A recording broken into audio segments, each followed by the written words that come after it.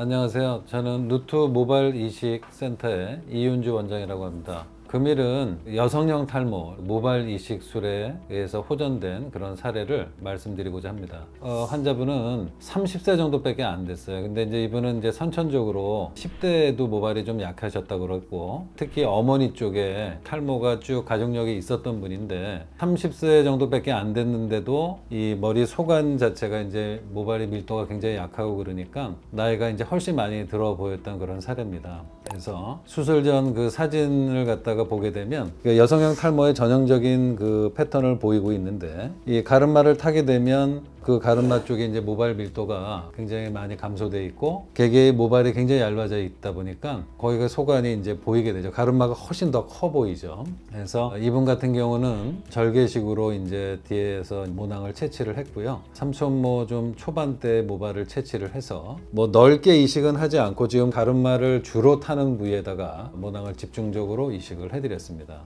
1년 후에 이제 사진을 보시게 되면 가르마 쪽에 많이 커버가 된 그런 사진을 볼 수가 있죠. 이와 같이 이런 여성형 탈모, 특히 이제 모발의 밀도가 굉장히 감소돼서 밀도를 높이는 수술 사례를 보여드렸는데, 왜 제가 이 사례를 보여드렸냐면, 가끔 제가 외래 진료를 보다 보면 이런 그 머리 소관에 이식을 하게 되면 기존 모발 자체가 손상을 입어서 동반 탈락이 일어나서 결과가 안 좋아진다, 이렇게 얘기를 여러 병원에서 듣고 와서 저희 병원에 또 상담을 그런 사례가 굉장히 많아요.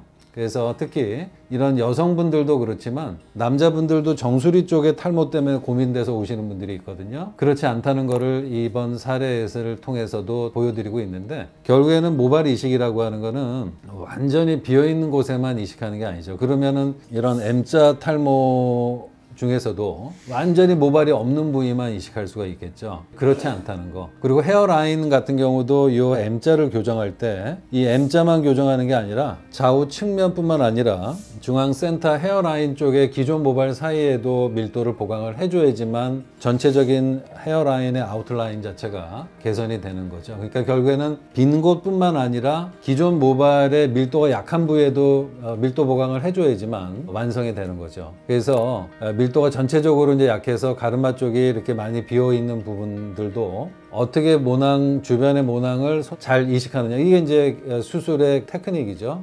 저희 루트 모발 이식 센터 같은 경우는 다양한 케이스에 대한 수술을 오랫동안 진행을 해왔기 때문에 모발의 숫자를 늘리는 그런 수술 자체도 좋은 결과를 얻을 수 있다는 것을 좀 보여드린 거고요. 그래서 결국에는 이런 직모 수술은 경험이 많은 병원에서 수술을 진행을 해야지만 좋은 결과를 얻을 수 있다는 거. 그리고 이런 사례에서 보듯이 이런 모발과 모발 사이에 기존 모발에 손상 없이 좋은 결과를 얻을 수 있다는 걸 좀 다시 보여드리고자 이렇게 사례를 한번 소개시켜 드렸습니다.